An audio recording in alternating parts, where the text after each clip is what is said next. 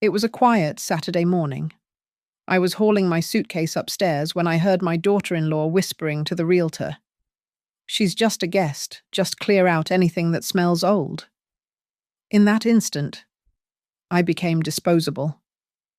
But I used to manage logistics crises for a living. A plan was already forming. In a few days, at this very dinner table, one announcement would make her tremble.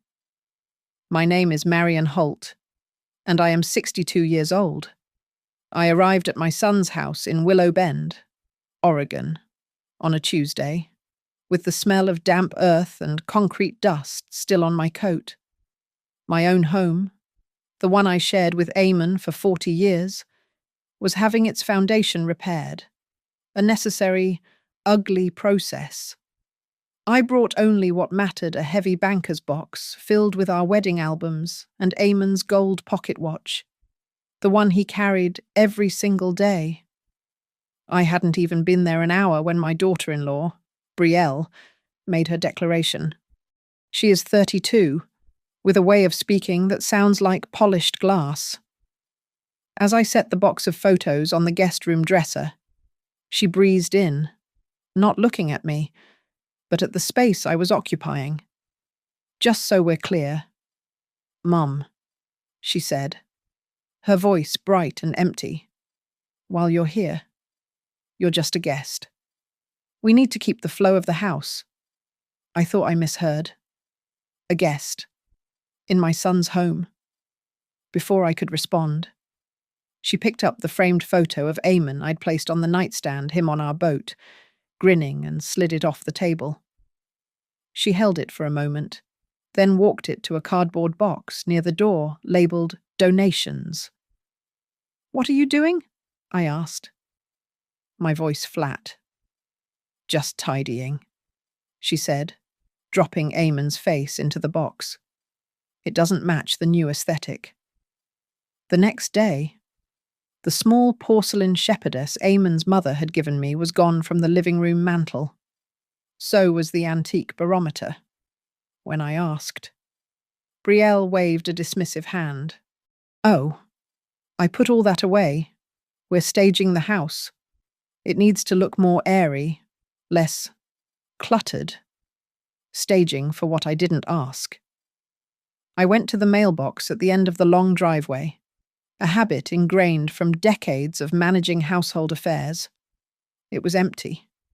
It was empty the next day, too. When I asked Tyler, my son, he shrugged. "Oh." Brielle switched us to e-billing for everything, saves paper. I never authorized that. I certainly never authorized my bank to temporarily suspend paper statements, which is what the polite young man on the customer service line told me had happened. A request had been logged just last week. The house felt cold, not from the Oregon chill, but from the silence. At dinner, Brielle didn't talk to me. She talked at Tyler, spreading architectural sketches across the oak table while we were trying to eat pasta. "If we knock this wall out," she'd say, tapping the blueprint with a long, manicured nail, "it dramatically increases the resale value. The kitchen is the anchor. Tyler. People buy kitchens." She ignored the fact that I was sitting right there, trying to find a place for my water glass among her drawings of stainless steel and quartz. I looked at Tyler. He's 35, a software engineer, a man who built his life on avoiding conflict, on finding the path of least resistance. He just stared at his plate, pushing noodles around. "Mom," he said later, catching me in the hallway, his voice low, "I know this is a lot. Brielle's just stressed. It's just for a few weeks. Mom, until your house is done. A few weeks." But the whispers I heard from the neighbours told a different story. Marge, from 2 doors down, caught me while I was checking the empty mailbox again. "So sorry about your trouble. Marion," she'd said, her eyes full of pity and something else gossip. "But I have to say, Tyler and Brielle must be doing well, sending their realtor in and out all week, during work hours, no less. Very private. Realtors. Plural. That night, I did not confront them. I did not cry. I went to my guest room, closed the door, and took a small, leather-bound notebook from my purse. It was a habit from 30 years as the chief operating officer at Halcyon Freight Systems. When a crisis hit, when a supply chain broke, you didn't panic. You observed. You documented. You gathered your data. I wrote down Brielle's words, just a guest. I wrote the date the mail stopped. I wrote down staging and resale value. I noted the name of Marge's realtor. The air in the house was thin and sharp. I was being erased. One object, one piece of mail at a time. But as I clicked my pen shut, I felt the familiar, cold click of a different mechanism sliding into place. This wasn't a family drama. This was logistics. And I was very, very good at logistics. I'm not a fragile woman. My husband, Eamon Holt, didn't leave a fragile widow. Eamon was a mechanic, a man who believed in grease, steel, and what you could fix with your own two hands. He started with a single rented bay and built a small, respected workshop. I handled the books, the logistics, the crises. I'm tough. I have no patience for theatrics, which is perhaps why Brielle and I never truly connected. When Eamon passed, he left me secure. He wasn't a man of grand gestures, but he was meticulous. He established the Holt Family Living Trust. Its purpose was ironclad to protect my assets and ensure I was comfortable for the rest of my life, with a secondary clause for emergency support for our son, Tyler. Eamon loved Tyler, but he saw him clearly. He knew our son had a soft spine. Tyler, unfortunately, still carried the weight of old student loans, a burden from a master's degree he never finished. And Brielle. Brielle loved the idea of wealth, not the work of it. She lived what she called a maximalist lifestyle, which, as far as I could tell, meant everything was leased. The gleaming new SUV in the driveway, the Scandinavian-inspired furniture that looked like it came from a magazine cover, it was all rented, part of a package deal. Their life was a stage set. The tension had been building for years. Brielle bristled at any perceived mother-in-law interference. She demanded clear boundaries. This meant I was not to comment when she turned the main living room, the one with the good light, into what she called her content studio. She was an influencer, apparently, though her influence seemed limited to photographing rented home goods. My work requires this space. Marian, she had declared last Christmas, as if I were a difficult employee. Now, living under their roof. I was more than interference, I was an invasion. And my redirected mail was the first real clue. After 2 more days of an empty mailbox, I stopped relying on Tyler. I drove my own car to the local post office. The supervisor, a kind woman with tired eyes, listened patiently. After tapping at her keyboard for several minutes, she frowned. "Well, this is odd. Mrs. Holt," she said, turning the screen. "Your mail isn't just on hold. You filed a change of address form 11 days ago. It's all being forwarded." "Forwarded where my foundation repair is temporary," she pointed, "to a private postal box at the Willow Bend shopping centre." She printed the slip for me. There it was, in clear black ink. The box was registered not to Marian Holt, but to B. Carver, Brielle. A cold, sharp clarity settled over me. This wasn't an oversight. This wasn't a convenience. This was a deliberate interception. I thought of Eamon. I thought of the night we signed the trust papers, his large, calloused hand over mine. "Marion," he'd said, his voice rough. "You're the smart one, but you've got a soft spot for that boy. Promise me. Don't ever sign anything when your heart is tired. Not for anyone." I drove to the shopping centre. I stood in the bright, sterile hallway of the postal store, looking at the wall of locked brass boxes. Box 347, B, Carver. I didn't have a key. I didn't need one. I knew what was in there, my bank statements, my investment reports, my privacy. The real crack appeared that Friday. Tyler found me in the kitchen, where I was wiping down counters Betrayal had declared clean. He couldn't meet my eyes. He twisted a dish rag in his hands. "Mom," he started, his voice too casual. "Hey, I was looking at the quarterly numbers for the trust. And I was just thinking, Betrayal and I have this amazing opportunity, a small investment, and we're just a little short on the liquid side." He finally looked at me, his eyes pleading. "I was wondering if we could take a small advance from the emergency fund, just temporary. Mum, I'll pay it back when my bonus hits." This was new. He had asked for money before, small sums, help with a down payment. But this was the first time he had invoked the trust Eamon built to protect me. He was asking me to unlock the fortress. Eamon's words echoed in my ears. "Don't sign when your heart is tired." My heart was tired, but my mind was sharp.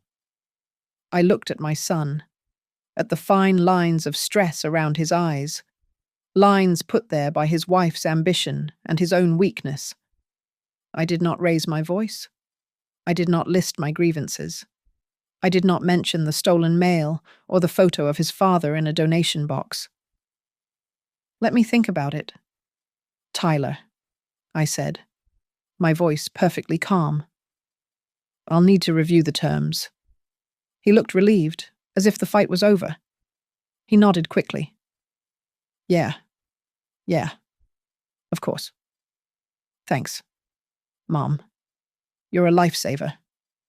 He walked away, already pulling out his phone, probably to text Betrayal the good news. I went back to my room and opened my notebook. I wrote down the date and time of Tyler's request. I wrote down Willow Bend Shopping Centre, Box 347B, Carver. I would not fight them. Not yet. I was an operations manager. I knew you never engaged the enemy until you had a full map of the terrain. I needed the timeline. I needed the entire, ugly, panoramic picture. And I had a feeling they were just getting started. I began my work in the kitchen, the nerve center of any home. I was searching the designated junk drawer for a rubber band when my fingers brushed against a crumpled piece of thermal paper. A receipt from a local locksmith, dated 2 days before my arrival. The service listed was rekey basement access door and deadbolt. That was strange enough, as I hadn't seen anyone use the basement. But the billing line item made me pause. The job was ordered and paid for by a tenant, in my son's house. I smoothed the receipt, folded it neatly, and placed it in my wallet. My next discovery came from digital carelessness. Tyler, for all his accommodation of his wife, was still my son, meaning slightly lazy about his digital security. We had shared a family calendar app for years, mostly for me to keep track of birthdays. He must have assumed I no longer looked at it. The main family calendar was innocent, filled with dentist appointments and project deadlines. But he had forgotten, in the years since I set it up, that I still held administrative privileges. I went into the settings and unhid his personal calendar. A block of time appeared this coming Tuesday at 10 a.m. The entry was discreet. Private showing, S. Cole, S. Cole. The name matched the realtor the neighbour had mentioned. The true rot.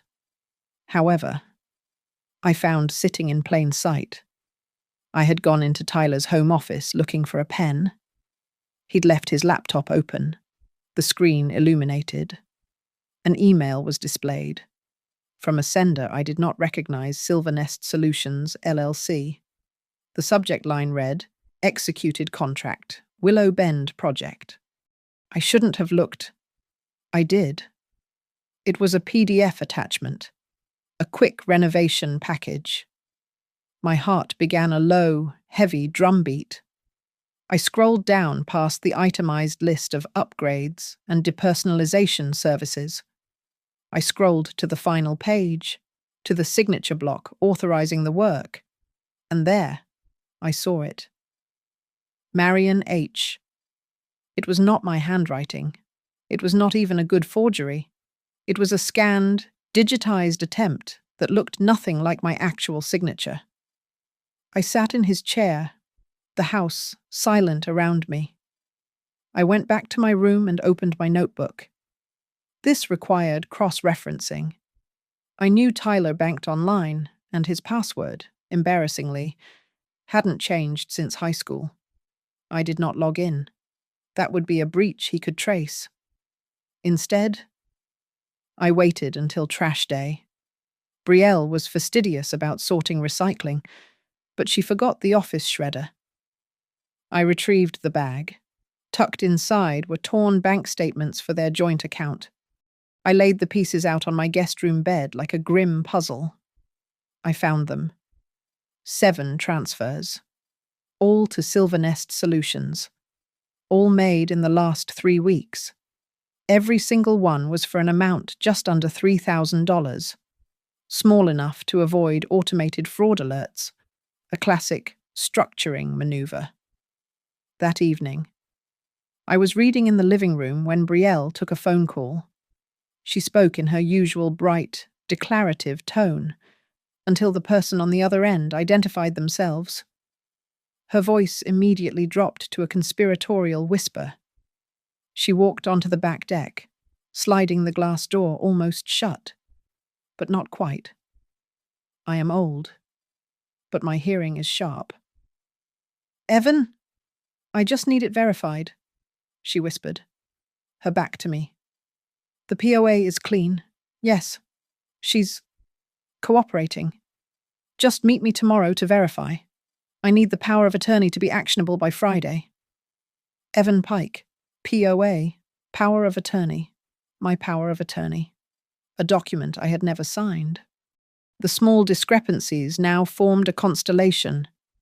I called the county assessor's office the next morning, inquiring about my own home's foundation work and tax status. While I had the clerk on the line, I asked her to check the property tax file for Tyler's address. It's a bit unusual, Mrs. Holt, the clerk said, her voice tinny over the speakerphone. I see an application for the state's elderly tax exemption was filed here last month, but then it was withdrawn just 4 days ago. I had never filed it, and I certainly hadn't withdrawn it. The final piece was the most personal. The banker's box, my wedding photos, Eamon's watch. I went to the guest room closet. It was gone. I found Brielle in the kitchen, blending a bright green smoothie. I kept my voice perfectly level. Brielle, where is my box? The one with my albums? She didn't even turn around. Ugh, that heavy thing. It was totally killing the vibe in the guest closet. I sent it to temp storage. Where? It's fine, Marion. It's part of the staging package. Silvernest handles it. I need the storage unit number and the access code, I said. It was not a request. She sighed, annoyed, and rattled off a unit number. It's all handled by Silvernest. It's just stuff. I went to my room. I went to the storage facility website. I entered the unit number and the access code she gave me. The account page loaded. It was a corporate account. Account holder Silvernest Solutions, LLC. Contents log. Willow Bend Property. Client Staging Assets. Lot 4B. My marriage, my memories, my Amen, logged as a staging asset. I did not weep. I got my phone. I went back and photographed the locksmith receipt. I took a screenshot of Tyler's hidden calendar. I went into his office and, with a steady hand, took clear, high-resolution photographs of the forged signature on the Silvernest contract. I photographed the reassembled bank statements. I wrote down the exact time of Brielle's call and the name Evan Pike. I took the small, black USB drive I carry on my keychain, a relic from my days at Halcyon Freight. I plugged it into my personal laptop, transferred every image, and encrypted the drive. I then disconnected the laptop from the internet. The drive, offline and secure, went into the small zippered pocket of my purse, where it remained, a cold, hard piece of my own logistics. I am not a person who asks for help easily. At Halcyon, I was the one who solved problems. But this was not a freight manifest or a broken supply chain. This was my family. I needed allies, not just data. I called Nora Ellsworth. We've been friends for 30 years. She was the head of HR at Halcyon, and she can read a person's intentions from across a boardroom. I drove to her house, not mine, and on her sunny back patio. I laid out my leather notebook. I didn't cry. I presented the facts, the guest comment, the staged house, the forged signature, the mail. Nora listened, her face growing harder with every detail. She didn't offer sympathy. She offered a weapon. You don't need a friend. Marion, she said, tapping the notebook. You need a shark. And I have the best one. The next day, I was sitting in the polished wood office of Ruth Calder. Ruth was in her late 60s, with sharp, intelligent eyes and a handshake that could crush stone. She was, as Nora had promised, a lioness of elder law. I gave Ruth the encrypted USB drive. This is the current operational data, I said. Ruth plugged it in. Her face was impassive as she reviewed the photos of the forged signature, the bank statements, the calendar entries. Silvernest Solutions, she mused, typing the name into her system. They have a reputation. They walk a very fine line. And this notary, Evan Pike. She typed his name. He's been flagged before, but the complaints were dismissed. Lack of evidence. I have more, I said. I told her about the mail. That's a federal crime, Ruth said, her fingers flying across the keyboard. But we need more than the receipt from the postal box. I have a neighbor, I said. Leon Vega. He lives across the street from Tyler. He's a retired postal inspector. Ruth Calder actually smiled. That afternoon, I had coffee with Leon. He's a quiet man, spends most of his time gardening. But when I mentioned the mail forwarding and B, Carver's box, his entire posture changed. The mild-mannered retiree was gone, and the inspector was sitting in his place. They always get sloppy with the mail, he said, a note of satisfaction in his voice. They think it's just paper. They forget it's a federal system. I'll make some inquiries. The pieces fell into place with terrifying speed. Ruth was the first to report. She had pulled the official filing for the power of attorney.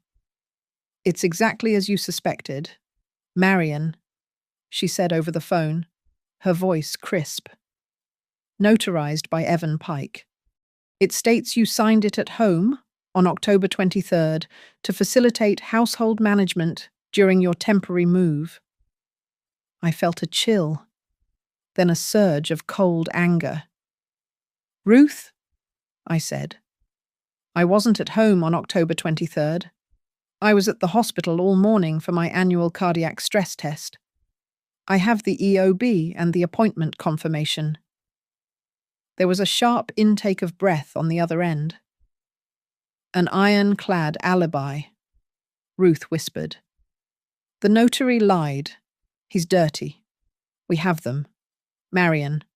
We can file for an immediate injunction. We can freeze the POA, stop the sale, file charges. No, I said. What do you mean? No. They committed fraud? They committed one act of fraud, I countered, the old operations manager in me taking over. This feels bigger. This feels like a system. Silver Nest. The structured payments. The notary. Brielle's confidence. This is a process. If we strike now, we stop this one transaction, but we don't stop them. I want the whole supply chain.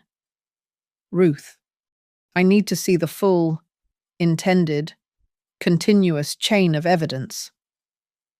Ruth was silent for a moment. You want to catch them in the act?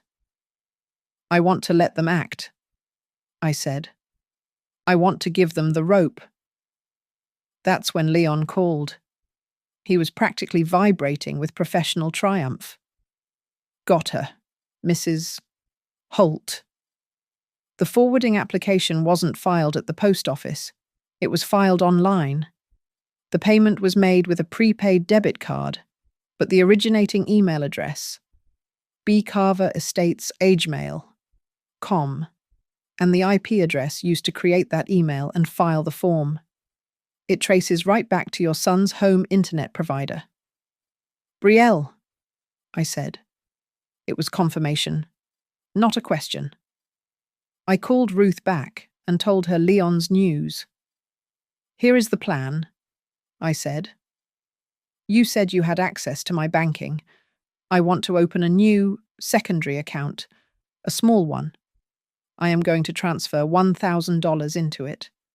I will tell Tyler it's a home repair assistance disbursement from the trust, a gesture of goodwill. A bait account, Ruth said, her voice warming with understanding. Exactly. That forged POA supposedly gives her power over my finances. Let's see if she uses it. I want you and Leon to have direct, real-time transaction alerts on that account. No one else. Especially not Tyler. Why not Tyler? Because he is my son, I said, and my voice was firm. He is compromised, but he is not the architect. He is a conflict of interest. This alert chain is for the crisis team. You and Leon, that's it. Understood, Ruth said. The trap is set. That evening, I went back to the house. I washed the dishes from dinner. I complimented Brielle on the new, sterile-looking rug in the hallway. I asked Tyler if he needed anything from the market. I was the perfect guest. I was the harmless, slightly dazed old woman who didn't understand e-billing. I moved quietly. I took up little space, and I let them sleep soundly, believing they were in control. The predator is always most vulnerable when it believes the prey has given up. The alert came on a Tuesday morning, not from my bank, but from Ruth Calder. A single, encrypted text message, bait taken. I called her from my car, parked a block away from the house. The full $1,000, Ruth said, her voice tight with controlled fury. It wasn't a bank transfer. She was smarter than that, or so she thinks. She used the forged power of attorney to add a supplementary card to the new account. The card is in your name, Marion. Marion Holt, household account. Does such a card exist? It does not, I said, looking at my own legitimate debit card in my wallet. This one was activated online, using the IP address from your son's house, and the funds were immediately used to purchase a prepaid digital wallet. She's trying to launder it. Marion? She's not just stealing, she's practicing. Ruth, however, was better. She was ex-DOJ, she had contacts. We didn't lose the trail, she continued. The digital wallet made an immediate payment. Guess who? Silver Nest Solutions, I said. Silver Nest. Which then immediately transferred $950 of it. They kept a small fee to a company I've never heard of, Willow Crest Title Services. A title company, the final step before a sale. The machine was moving faster than I thought. Stay in the car, Marion. I have one more call to make, Ruth said, and hung up. I sat in the quiet, suburban silence, the engine off. They were no longer just staging the house. They were actively processing the financial mechanics to sell it.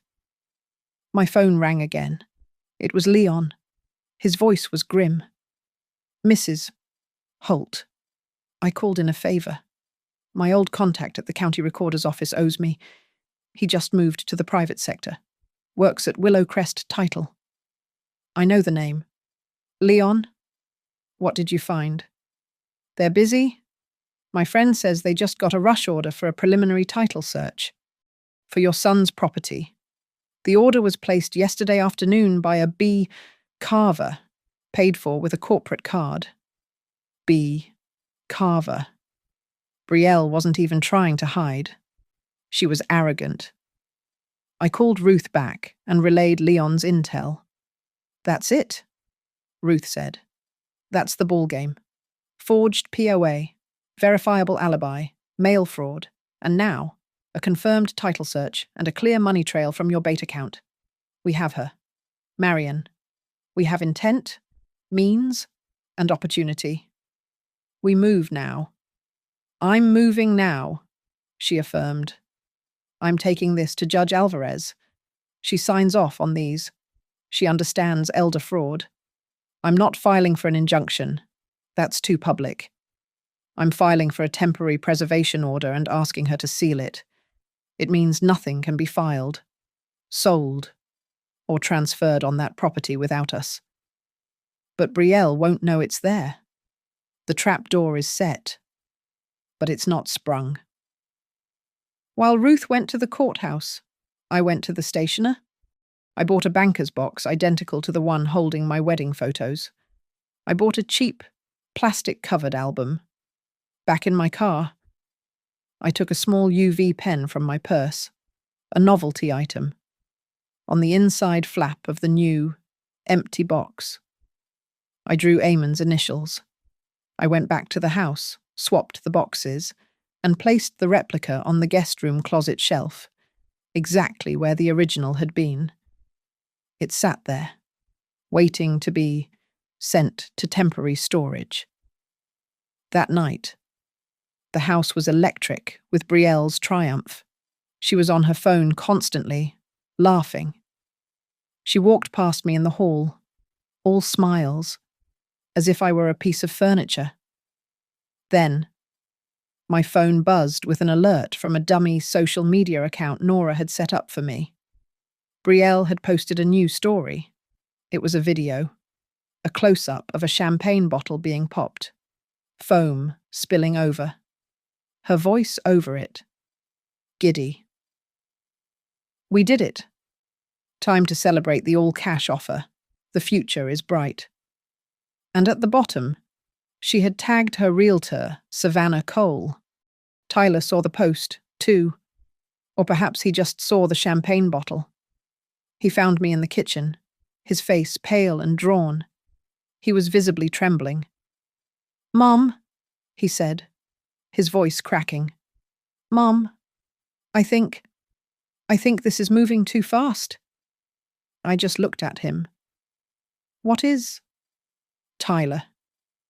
This, this whole thing, the staging, the offers, Brielle, she found this bridge loan for us to cover the staging and some other debts from a group called Stonebridge Capital. He ran his hands through his hair. I just looked them up. Mom, the interest rate? It's not unusual. It's criminal. It's like 40%. We have to pay it back in 60 days, or they take a lien. He looked at me, desperate for me to fix it, to scold him, to do something. I did not. I felt no pity, only a cold, hard focus. I took out my leather notebook and, as my son watched me, I wrote down the name, Stonebridge Capital. Thank you for telling me. Tyler, I said, my voice gentle. He looked confused, then relieved, as if he had unburdened himself. He nodded and walked away. I looked down at the name, Stonebridge Capital. This wasn't just Brielle being greedy. This wasn't just a forged POA. This was a structure. And I had just been handed the name of the load-bearing wall. This, I knew, would be my ace. With the names Silvernest and Stonebridge Capital, Ruth Calder began to excavate. The operation shifted from a personal defense to a full-blown counter-offensive. My friend Nora, ever the HR bloodhound, did a deep dive into employee review sites and local forums. They're predators. Marion, she told me over a secure line. I found 4 anonymous, deleted reviews. It's all the same pattern. They promise quick home refreshes to seniors, usually ones who are recently widowed or have distant family. They get them to sign complex contracts, or, in your case, they just forge them and then bleed them dry with overages. They're vampires. Ruth, meanwhile, took that pattern and ran it against county court filings. She was no longer just my lawyer. She was a hunter. It's bigger than we thought, she reported, her voice grim. I found 3 other cases in this county alone. Identical MO. A senior is helped by Silvernest. A fraudulent power of attorney appears, always notarized by Evan Pike. The house is staged and rapidly listed. The proceeds are diverted. In 2 of the cases, the families lost the homes to foreclosure. But the creditor wasn't a bank. It was Stonebridge Capital, I said. It wasn't a question. It was Stonebridge Capital, she confirmed. And your notary, Evan Pike. He had 2 formal ethics complaints filed against him last year. Both were dismissed. The state bar couldn't establish a clear chain of evidence. The victims were confused. The paperwork was dense, and the money was gone. They're a closed loop, I realized, the logistics of it clicking into place. Silvernest isn't just the contractor. Stonebridge Capital isn't just the lender. They're the same entity. Exactly, Ruth said. Stonebridge is a special purpose vehicle, an SPV, a shell company. Silvernest creates the problem. Stonebridge finances the solution at an impossible rate, and when the homeowner defaults, which they are designed to do, Stonebridge forecloses, they are their own creditor. They manufacture the debt. Then they seize the asset. Brielle didn't just find a loan. Marion. She walked into their head office and signed your son up for a planned demolition. But it was Ruth's next discovery that made me stop breathing. I pulled the full title and mortgage history on Tyler's house, Ruth said, her voice softer. Just to see what Stonebridge was trying to attach their lien to. I found something unexpected from when Tyler first bought the place. What? Eamon's name is on it. That's impossible, I said. We gave him a gift for the down payment. We didn't co-sign He didn't co-sign the main mortgage, Ruth explained. He provided a separate, private guarantee. He secretly collateralized the loan. Marion. He must have done it in case his son ever faltered. My hand went to my chest. Amen. Even now. Still fixing things. There's more, Ruth said, her voice charged. He didn't just use a standard guarantee form. Eamon had his own lawyer, not ours. A different one draft a custom clause. It's airtight. It states that in the event of fraudulent credit risk being introduced against the property, the living beneficiary of the Holt family trust, that's you, has the immediate, first priority right to purchase any and all associated debt at par value before any other creditor. I was silent. Fraudulent credit risk. That was Stonebridge. He knew, I whispered. He knew Tyler's weakness. He left me a key. He left you a tactical nuke. Marion, Ruth corrected. Stonebridge thinks they're the primary lien holder. They're not. You are. You have the right to buy out their entire predatory note, and they cannot legally stop you. I didn't hesitate. I knew exactly what to do.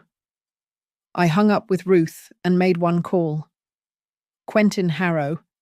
Quentin was my financial advisor, a man who believed in numbers, not drama, and had managed the Halcyon Executive Retirement Fund for 20 years. Quentin, I said, I need to acquire a piece of distressed debt, and I need to do it anonymously. I need a shell company. I need it by noon. What's the asset? He asked, not batting an eye. A note from a company called Stonebridge Capital. Quentin was silent for a beat. Stonebridge Marion. Those aren't good people.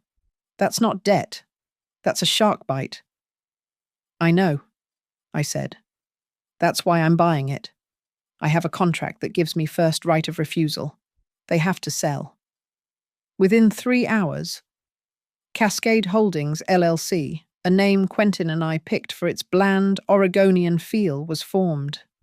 By 4 o'clock, Quentin, acting as managing director of Cascade, had wired a formal offer to Stonebridge, exercising my right to purchase their note on Tyler's house. Stonebridge, furious and legally cornered by Eamon's clause, had no choice but to accept the payment. They had been outmaneuvered by a dead mechanic. By 5 p.m., the transfer was complete. I hung up the phone with Quentin. The game had changed. Betrayal was still celebrating her all-cash offer. She was still working with Silvernest, trying to sell a house to a phantom buyer. She was still relying on her friendly creditor, Stonebridge Capital. She had no idea that I, Marion Holt, through Cascade Holdings, was now the one holding the note. I was the creditor. I was the one who could foreclose. I anonymously now held the lien on my son's house. The legal leverage was entirely and invisibly in my hands. Betrayal's counterattack was not subtle. It was brutal and, I had to admit, tactically sound. 2 days after I acquired the note, I was served with a temporary restraining order. I was in the kitchen, making coffee, when the sheriff's deputy knocked. Betrayal and Tyler were at a meeting. I opened the door to a man in a crisp uniform who handed me the papers with a professionally neutral expression. I read them standing in the foyer. The accusations were dizzying. I, Marion Holt, was accused of erratic and harassing behavior. I was mentally unstable, exhibiting signs of dementia. I had been caught stealing mail and attempting to sabotage the family's financial future. The order, filed by Betrayal Carver and supported by a signed declaration from my son, Tyler Holt, demanded I be immediately removed from the house. A hearing was set for Friday. I folded the papers. This was the Silver Nest playbook. Discredit the senior. Declare them incompetent. Seize control. When Tyler returned, he couldn't look at me. He just mumbled. The lawyer said it was for the best. Mom, just until the sale closes. He had signed the full staging agreement, giving them carte blanche. Which lawyer?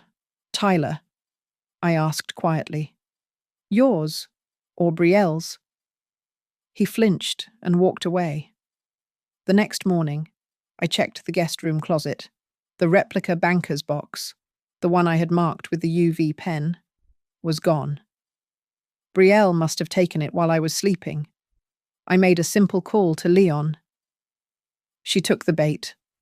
Leon, I said. He was over in 10 minutes, while Brielle was at the gym. He walked calmly to her leased SUV in the driveway, holding a small, powerful UV flashlight. He opened the trunk, which was filled with staging materials, vases, throw pillows. He pointed the light into the corner, behind a rolled-up rug. He didn't say a word. He just motioned me over. There, glowing brightly under the invisible light, were the initials E.Ch. She hadn't even sent it to storage. She had just thrown it in her trunk like common trash, ready to be dumped. Leon took 3 high-definition photographs. Proof of theft. Brielle's arrogance was now her greatest weakness. She believed she had me cornered, legally and logistically. She scheduled her private open house for her cash investors for Friday morning, the exact same time as my restraining order hearing. The plan was clear. She and Tyler would be at the house, hosting the sale, while I would be in court, defenseless, being legally barred from my own son's home. I met Ruth at her office an hour before the hearing. I gave her the photos from Leon. This is beautiful, Ruth said, her voice like ice. Theft, added to the fraud. This changes everything. We walked into the courthouse. I saw Brielle's lawyer, a slick man in an expensive suit. But Brielle and Tyler were absent. They were, of course, at the house, preparing champagne. When our case was called, Ruth stepped forward before Brielle's lawyer could speak. Your Honor, she said, we will not be contesting the temporary order today. In fact, we welcome it. However, we have just uncovered new, significant evidence of criminal activity, including felony theft and mail fraud, which we are turning over to the District Attorney's Office. We request a full evidentiary hearing and, in light of this new evidence, a 2-day continuance. The judge, intrigued, granted it immediately. Brielle's lawyer looked stunned. The hearing was over in 10 minutes. I walked out of the courthouse. The temporary order was still in effect. But it didn't matter. Ruth had bought us 2 days. I drove back to the house. I arrived just as the investors were leaving. I saw Savannah, the realtor, shaking hands with a sharp-looking man in a suit. I pulled into the driveway and got out of my car, playing my part. I looked defeated, tired, and old. Brielle saw me from the porch. A look of pure, venomous triumph crossed her face, followed by confusion. "What are you doing here?" she hissed, walking toward me. "You're supposed to be in court. You can't be here." "The hearing was postponed, dear," I said, my voice weary. "My lawyer. She's new. She filed the paperwork wrong." I let a small tear well in my eye. I have nowhere else to go." Brielle's predatory smile returned. I looked pathetic. I was no longer a threat. "Fine," she snapped. "Stay in your room, but don't touch anything. We're having a celebration." She bought it completely. That night, she was so confident, so high on her win, that she posted another story. It was a video of her and Tyler clinking glasses at the dining room table. Her voice was slurred, victorious. "It's done," she chirped. The cash investor loved it, and our very accommodating creditor is going to close the whole deal for us at our family dinner on Sunday. Everything is finally working out. I watched the video, my phone dark in my lap. I smiled. She still thought Stonebridge Capital was her partner. She still thought the creditor, the one holding the leash, was on her side. She had no idea the creditor was sitting in the guest room, 10 feet away. She had just set the final stage for me. A family dinner? Sunday? I made 3 calls. The first was to Ruth. "Sunday dinner," I said. "It's time." The second was to Leon. "I need you to deliver our package to the DA's investigator, the one Ruth has been prepping." The third was to Savannah Cole, the realtor. "Savannah?" I said, my voice warm and grandmotherly. "This is Marian Holt. I know you're celebrating with Betrayal, but I insist you come to our family dinner on Sunday. We have to finalize the numbers for this wonderful investor. And please, be sure to bring him with you, the cash investor. We must all be there to sign the final papers together." Sunday dinner. The stage was, I had to admit, beautifully set. Betrayal had used the expensive, rented china. The dining table, which was also leased, gleamed under the light of a new, minimalist chandelier. It was a perfect picture of modern, sterile success. Betrayal was radiant, playing the role of the successful hostess. She greeted her realtor, Savannah Cole, at the door with a hug. And with Savannah was the cash investor, a man in a sharp suit with a quiet, watchful face. "Savannah? Darling?" Betrayal trilled. "And this must be our miracle worker." She shook his hand vigorously. "A pleasure," the man said, his voice a smooth baritone. As they walked into the dining room, Betrayal gestured to me, already seated at the far end of the table. "You'll have to excuse my mother-in-law. She's just visiting." Then, in a stage whisper to Savannah that I was clearly meant to hear, she added, "As I told you, our house doesn't entertain old things. Everything you see is new." Savannah gave a tight, professional smile. The investor's eyes, however, briefly met mine. There was no expression on his face. Tyler, my son, stood by the sideboard, nervously shuffling a stack of what looked like utility bills. He was pale and his hands were shaking. He wouldn't look at me. He just kept rearranging the envelopes, his own rented suit looking a size too large for him. The doorbell rang again. Betrayal frowned, not expecting anyone else. "Tyler, get that." Tyler opened the door. It was Leon. He was holding a simple manila folder. He nodded at Tyler and walked past him, directly to the cash investor. "Sir," Leon said, his voice respectful. "The last of the reports you asked for." He handed the man the folder.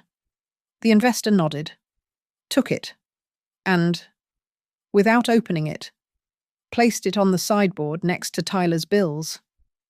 I knew exactly what was in it, Leon's meticulously mapped-out diagram of the money flow, from my bait account to Silvernest, to the digital wallet, to Stonebridge, to the SPV, the entire criminal architecture. The doorbell rang a third time. This time, it was Ruth Calder. She was not announced. She walked directly in, the front door having been left ajar. She held a large, sealed white envelope. She was perfectly on time. "Marian," she said, nodding to me, She placed the envelope on the table, right next to my water glass. I could read the embossed return address, County Superior Court. Inside, I knew, was the sealed preservation order, the affidavit of forgery, and my hospital records proving my alibi. Brielle looked furious. Who are all these people? This is a private dinner? Ruth is my legal counsel, I said, my voice quiet. I thought it best she be here, for the signing. Brielle's eyes narrowed, but the investor spoke first. She's right. It's always good to have counsel present. One last arrival. A knock. This time, timid. Tyler opened the door again. A nervous-looking man in a rumpled suit stood on the doormat. Evan Pike. He was clutching his notary bag, believing he was here to finalize the fraudulent sale. As he stepped inside, I saw the tiny, dark blue pin on the lapel of the cash investor, a pin I now recognized as a high-definition body camera, recording every word. Ah, Mr. Pike, Brielle said, her voice dripping with relief. Excellent. You're here to notarize the final transfer. We're all set. Evan Pike looked around the crowded room, his eyes wide with confusion. But he nodded. Right. The transfer. For Stonebridge. Exactly. Brielle beamed. We were all there. The players were assembled. The trap was set. I reached into my pocket. My hand closed around the cool, heavy metal. I pulled it out and placed it in the center of the table with a solid, definitive thud. Eamon's gold pocket watch. The room fell silent. Every eye in the room, even Tyler's, snapped to the watch. It sat there, ticking. The only old thing in the room. The cash investor. The district attorney's investigator broke the silence. He gestured around the room. I have to say, Mrs. Carver, the staging is impressive. You've done a remarkable job. Brielle preened, her confidence restored. She picked up her champagne flute. Thank you. We believe in moving fast. Just chot song. Get the deal closed. And the money will be in our account by morning. Right. She looked at the investor, then at Savannah, then at Evan Pike. She was self-incriminating every single person in her network. The money will be in the account by morning, she repeated, raising her glass. That was it. That was the final confirmation. I had waited. I had listened. I had let them all declare their intentions in front of a state's witness. I placed my hands on the table. The room was quiet, save for the ticking of Eamon's watch. I stood up. My voice was not loud, but it cut through the room, silencing the clinking of glasses. Thank you all for coming, I began, my hands resting on the polished table. I looked directly at Brielle. You've all worked so hard to get this house sold. There's just one piece of information you seem to be missing. I paused. Every eye was on me. The debt on this house, I said, my voice perfectly clear. The predatory note from Stonebridge Capital that you, Brielle, signed my son up for. I bought it. Brielle's smile faltered, replaced by a look of sheer, blank confusion. What? What are you talking about? That's impossible. Is it? I reached for my bag, retrieved a simple business envelope, and slid it onto the table. This is the official notice of transfer, executed 3 days ago. The note from Stonebridge was sold. The acknowledgement stamp from the custodial bank is on the back. The debt is now held by a private company. My company. The blood drained from Brielle's face. Savannah, the realtor, sat bolt upright. Ruth Calder took her cue. She stood, and picked up the sealed court envelope she had brought. "And just so we are all clear," Ruth announced, her voice booming with legal authority, "any and all transactions related to this property, including any agreements with Silvernest Solutions or Stonebridge Capital, are null and void." She tore open the envelope and slammed the first document onto the table. "This is a temporary preservation order, signed by Judge Alvarez. It was placed on this property 2 days ago, based on evidence of fraud. Nothing can be sold. Nothing can be transferred." "Fraud." Brielle's voice was a squeak. "There's no fraud." The cash investor finally spoke. He stood, unbuttoning his suit jacket to reveal a badge on his belt. "Ma'am, my name is Detective Miller," he said, his voice no longer smooth. "I'm with the County District Attorney's Office, White Collar Crime Division. And this," he said, picking up the Silvernest contract from the sideboard, "is a contract for staging and sale based on a forged power of attorney." He turned to Brielle. "That's a Class C felony, using a fraudulent POA to attempt to deprive an elder of their property. And you," he said, pointing a finger at Evan Pike, who was trying to edge his way back to the door, "you notarized it." I verified." Evan stammered.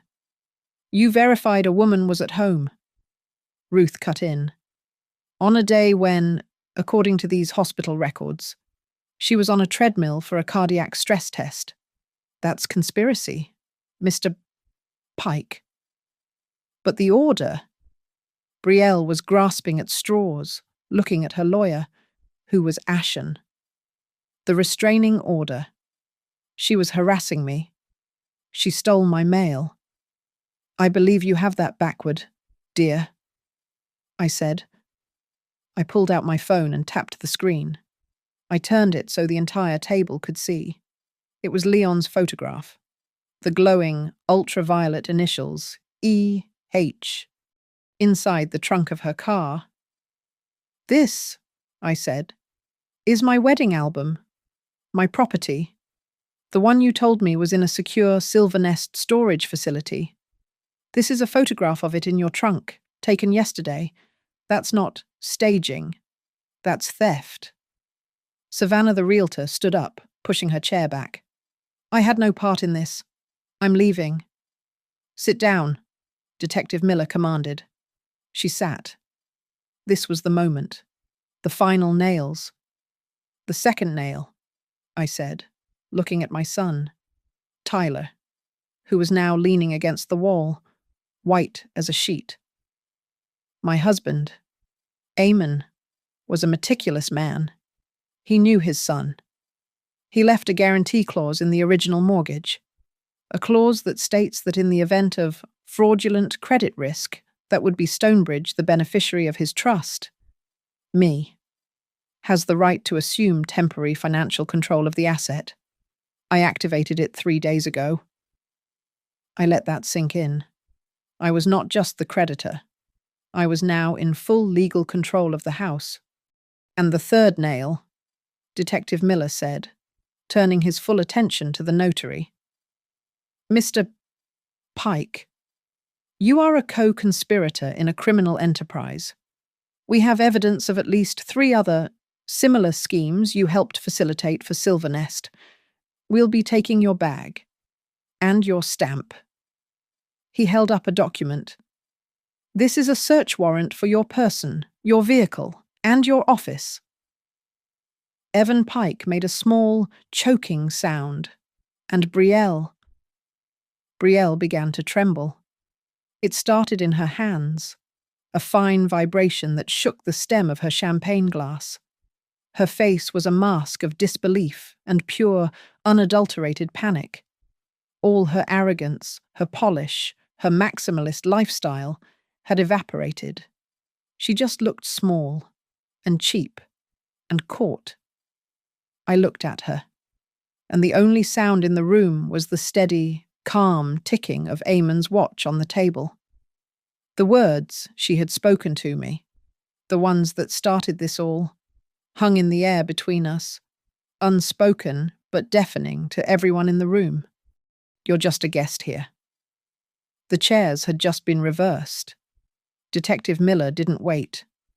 He looked at Brielle, then at Evan Pike, and his voice left no room for negotiation.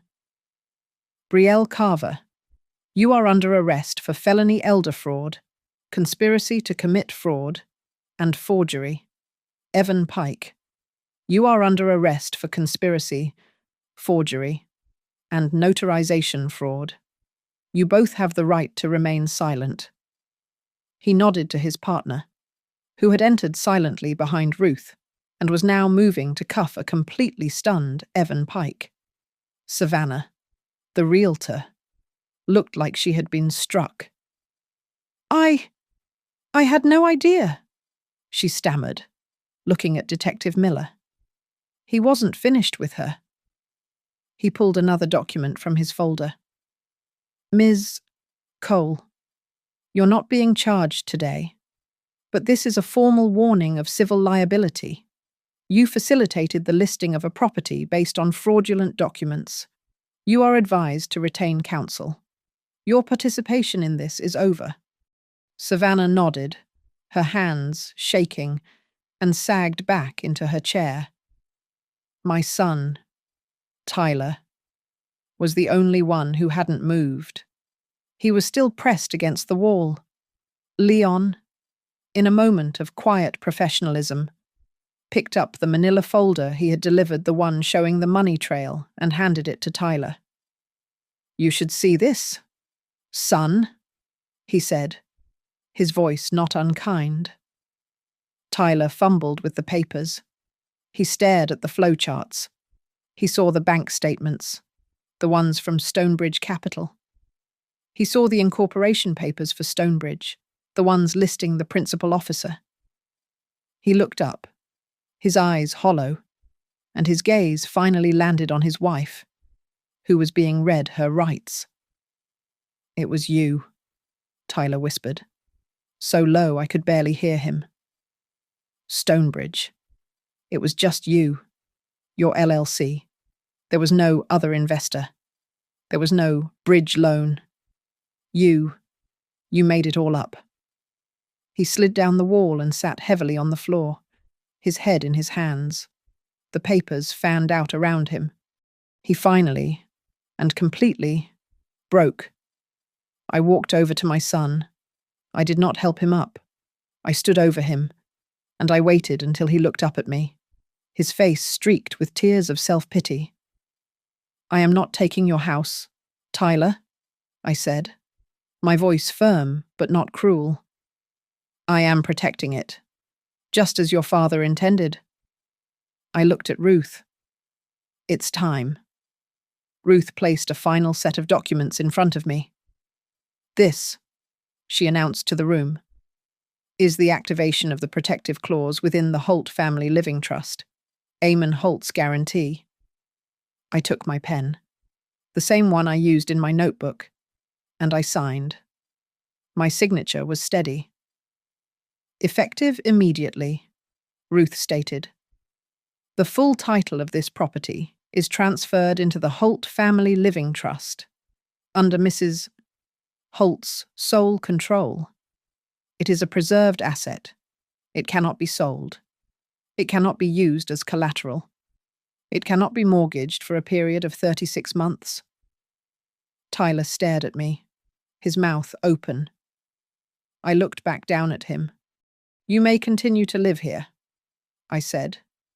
You may rent it from the trust. But there are conditions. You will attend mandatory, weekly financial counseling, and you will have no co-ownership of any asset with anyone for the next 24 months. Those are the terms, your father's terms, filtered through me. Ruth was already on her phone. Yes, we're a go, she said into it. File the class action. We have 3 other victims, and we are filing on their behalf. Freeze every account associated with Silvernest Solutions, Stonebridge Capital, and B. Carver. The operation was complete. The room was a wreckage of lives, some destroyed by their own greed, others by their weakness. Detective Miller was leading a handcuffed, sobbing Brielle toward the door. Evan Pike was already gone. I turned back to the table. The rented china, the expensive champagne, the minimalist chandelier, it all looked so fake, so pathetic. I reached out and put my hand over Eamon's pocket watch. The ticking was strong and steady beneath my palm. It was the only real thing in the room. I picked it up, its weight familiar and comforting. I slipped it back into my pocket. My work here was done. Time was no longer being dictated to me. I was back on my own schedule. I walked toward the door, past my son, who was still on the floor, and past Brielle, who was being held by the arm by Miller. I stopped, just for a moment, and I looked at my daughter-in-law. Her eyes were red, her makeup was smeared, and she was glaring at me with a hatred that was pure and raw. I looked at her, my face calm, and I gave her the final data point. "In this house," I said, my voice clear and final. "The guests are the ones who disrespect family, not me. Thank you so much for listening to our story. We're curious. Where in the world are you listening from? Let us know in the comments so we can all connect and share our thoughts. If you enjoyed this, please subscribe to Grandma's Family Diary, give this video a like, and consider supporting us by hitting that hype button so more people can hear these stories.